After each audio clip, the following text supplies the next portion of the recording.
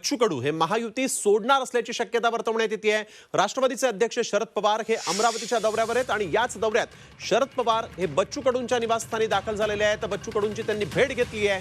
प्रहारचे लोकसभेचे संभाव्य उमेदवार रवींद्र वैद्य देखील चर्चेत सहभागी झाले होते। लोकसभा निवडणुकीच्या तोंडावर पवारांनी बच्चू कडू यांची भेट घेतल्याने चर्चांना उधाण आलेलं आहे।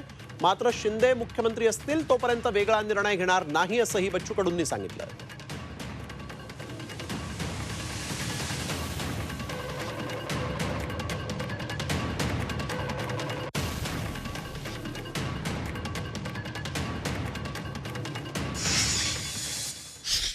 आम्ही सध्या शिंदे साहेबांसोबत जेथपर्यंत ते मुख्यमंत्री आहे तोपर्यंत असं कुठलाही निर्णय घेतला जाणार नाही। शिंदे साहेब नसले तर मग कदाचित घेऊ। महाविकास आघाडीकडून जर ऑफर आली तुम्हाला भविष्यात, कसं आहे, आखरी पक्ष आहे आमचा। अमृत नोनी आर्थो प्लस ये एक प्रूवन फॉर्मूला है। इसमें मौजूद नोनी फल के गुण और आयुर्वेदिक जड़ी बूटियां शरीर को जरूरी पोषक तत्व देने के साथ साथ हड्डियों और जोड़ों के घिसने, उनमें होने वाले सूजन और दर्द को रोकने में मदद करता है। दर्द मुक्त जीवन के लिए अमृत नोनी ऑर्थो प्लस। आमच्या पक्षाचं कुठं भलं होते, जसं प्रत्येक जण आपलं चांग भलं पाहते तसं आम्ही पाहणार आहोत। आणि राजकीय याच्यामध्ये एकंदरीत जिथं राजकीय अस्तित्व मजबूत होईल तो आमचा सोबती राहील। पण फक्त एक पण आहे, शिंदे साहेब। तर शरद पवार हे बच्चू कडू यांच्या निवासस्थानी गेल्या काही काळापासून आहेत। 20 मिनिटं या दोन नेत्यांमध्ये चर्चा सुरू आहे। या चर्चेत नेमकं काय सुरू आहे सांगतायत आमचे प्रतिनिधी अनिरुद्ध दबाळे।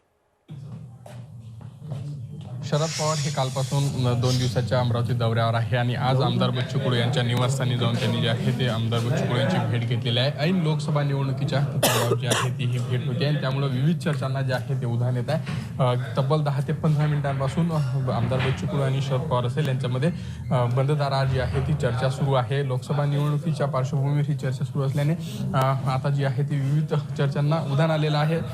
बच्चू कडू हे महाविकास आघाडीमध्ये जाणार असल्याच्या जोरदार चर्चा ज्या आहेत त्या जोर धरतात आणि त्यामुळं आता यानंतर बच्चू कडू नेमकी काय प्रतिक्रिया देतात हे पाहणं खऱ्या अर्थानं आवश्यकता ठरणार आहे। आमदार बच्चू कडू यांनी जर पाहिलं तर याआधी अमरावतीची लोकसभा जी आहे ती लढवण्याचं आवाहन केलं होतं आणि त्यानंतर आता आमदार बच्चू कडू हे अमरावती लोकसभा निवडणूक लढवणार असल्याची माहिती सुद्धा आहे आणि त्यानंतर आता ही जी राजकीय भेट होत आहे या राजकीय भेटीला एक विशेष महत्त्व प्राप्त झालं आहे आणि त्यामुळं बच्चू कडू नेमकं भविष्यात काय निर्णय घेतात याकडे सर्वांचं लक्ष लागलं आहे।